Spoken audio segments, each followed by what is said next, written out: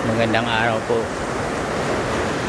Paalala lang po sa mga nag-outing, excursion, swimming.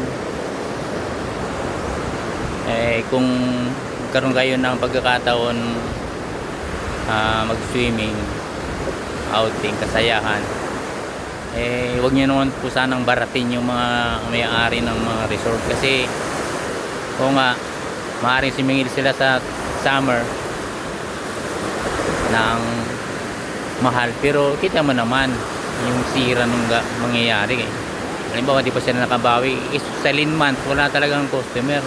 Pag inabot ng ganito sa kuna, wala talaga, kawawa talaga ang may-ari ng resort. Tingnan yung ilagay yun.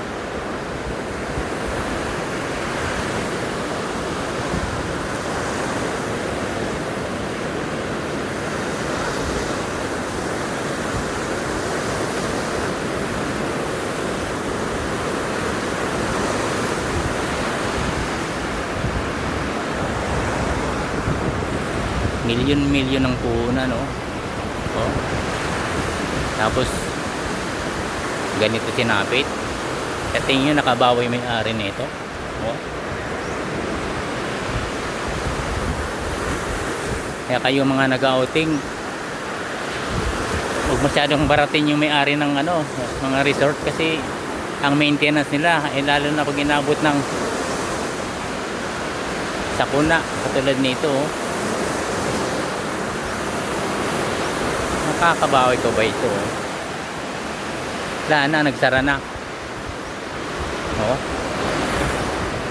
Nagsara na. Ito to sa may Sariaya, Quezon. Yan. Yan. Kaya naintindihan ko yung mga may-ari ng resort. Huwag kayo masyadong tumawad, kawawa naman sila. Meron din naman pinalad, pero katulad nito minalas. Yan lang po ang mensahe ko. Maraming salamat po.